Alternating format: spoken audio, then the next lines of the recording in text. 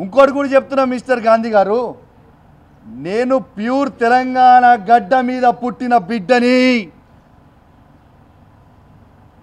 ఏడు నుంచో వచ్చి మా గడ్డ మీద కూర్చొని నువ్వు సవాల్ విసురితే చూసుకుంటా ఊకోనికే ఇక్కడ భయపడతామనుకున్నావా ఏంది బిడ్డ? ఇవాళ కేసీఆర్ గారి నాయకత్వంలో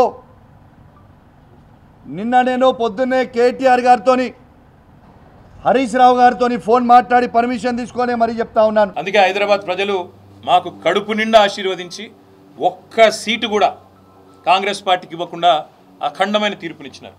ఇవాళ రేవంత్ రెడ్డి బాధ అంతా ఏంటంటే ఈ హైడ్రా పేరు మీద కూలగొట్టుడు, హైదరాబాద్లో లేని పంచాయతీలు ఎగేసుడు. ఎందుకంటే ఒక్కటే కారణం, హైదరాబాద్ ప్రజల మీద రేవంత్ రెడ్డి పగబట్టిండు.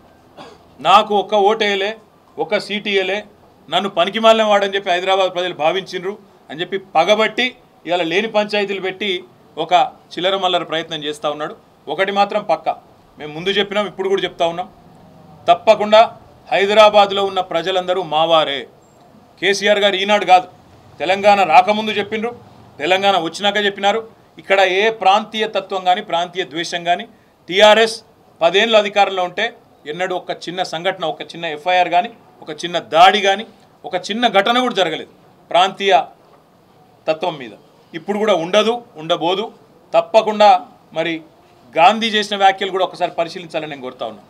కౌశిక్ రెడ్డి మీద నోటికొచ్చినట్టు బూతులు మాట్లాడడం, నోటికొచ్చినట్టు కౌశిక్ రెడ్డి గారి కుటుంబాన్ని తిట్టడం, బజారు భాష మాట్లాడడం, ఇదేనా రేవంత్ రెడ్డి నేర్పుతున్న సంస్కృతి అని చెప్పి కూడా నేను అడుగుతా ఉన్నాను. తప్పకుండా మా పార్టీ పరంగా మాత్రం 100% ఈ ప్రభుత్వాన్ని మాత్రం వదిలిపెట్టాం. ప్రజలకు ఇచ్చిన హామీలు తప్పకుండా నెరవేర్చేదాకా ఎంబడబడతామనే మాట మళ్ళీ ఒకసారి చెప్తాం. గాంధీ స్టిల్ బీఆర్ఎస్ లోనే ఉన్నా అంటున్నాడు. నేను కావాలా కౌశిక్ రెడ్డి కావాలా తెలుసుకోమంటున్నాడు. దీన్ని కామెడీ అంటారు. ఎందుకంటే మీరు అడగడంలోనే కామెడీ. నేను చూసిన ఆయన నేను ఏదో సమావేశం పెడతా, మన్ను పెడతా అంటే విలేకరులే అడుగుతారు, ఏ పార్టీ సమావేశం పెడతావు సార్? ఇప్పుడు కొంతమంది ఎట్లయిపోయారంటే రాజకీయాల్లో కమెడియన్స్ కంటే ఎక్కువ హాస్యాన్ని పండిస్తూ ఉన్నారు. ఆయననే పెట్టుకుంటాడు, నేను చేరిన కాంగ్రెస్లో అదేదో రేవంత్ రెడ్డి ఏదో పీకి పందిరేసిండు, హైదరాబాద్లో ఏదో చేస్తాడు, నేను అందుకే అందులో చూస్తున్నా అన్నాడు. నేను అడుగుతున్నా గాంధీని, నువ్వు మొన్న ఎలక్షన్లో ఏం చెప్పినావు శేర్లింగంపల్లి ఓటర్లకు? 9,500 కోట్ల రూపాయలతో కేసీఆర్ గారు, కేటీఆర్ గారు హైదరాబాద్ అభివృద్ధి చేసిండ్రు, మా శేర్లింగంపల్లి అభివృద్ధి చేసిండ్రు, అందుకే ఓటు అడుగుతున్నా అన్నావు.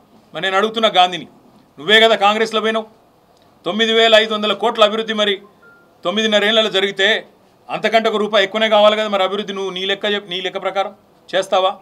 చేసి చూపెడతావా? ఎందుకు చేరినావు అసలు కాంగ్రెస్లో? చేరినవెందుకు? మళ్ళీ దిక్కుమాలిన PAC చైర్మన్ పదవి కోసం ఏదో మళ్ళీ ఏదో దానికోసం ఇంత దిగజారిపోయి